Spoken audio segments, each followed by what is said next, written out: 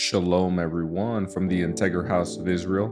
I'm going to be going over the 6th Aliyah from Parashah Metzora.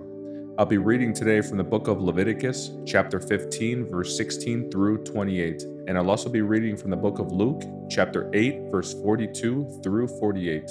Whenever a man has an emission of semen, he must bathe his entire body in water, and he will remain ceremonially unclean until the next evening. Any clothing or leather with semen on it must be washed in water, and it will remain unclean until evening. After a man and a woman have sexual intercourse, they must each bathe in water, and they will remain unclean until the next evening. Whenever a woman has her menstruational period, she will be ceremonially unclean for 7 days. Anyone who touches her during that time will be unclean until evening. Anything on which the woman lies or sits during the time of her period will be unclean. If any of you touch her in bed, you must wash your clothes and bathe yourself in water, and you will remain unclean until evening. If you touch any object she has sat on, you must wash your clothes and bathe yourself in water, and you will remain unclean until evening. This includes her bed or any other object she sat on.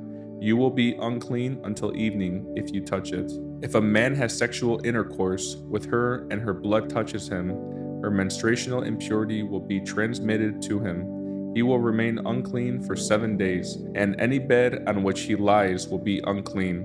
If a woman has a flow of blood for many days that is unrelated to her menstruational period, or if the blood continues beyond the normal period, she is ceremonially unclean, as during her menstruational period, the woman will be unclean as long as the discharge continues. Any bed she lies on and any object she sits on during that time will be unclean, just as during her normal menstruational period.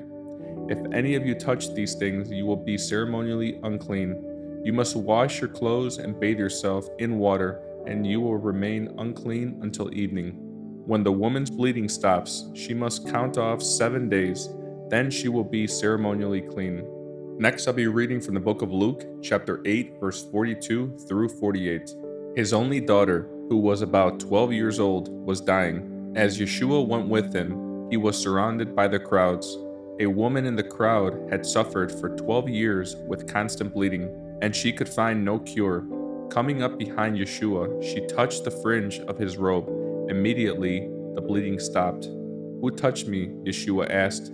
Everyone denied it, and Peter said, "Master, this whole crowd is pressing up against you."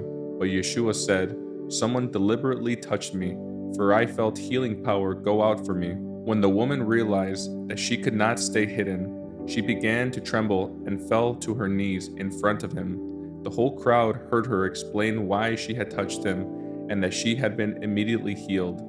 "Daughter," he said to her, "your faith has made you well. Go in peace."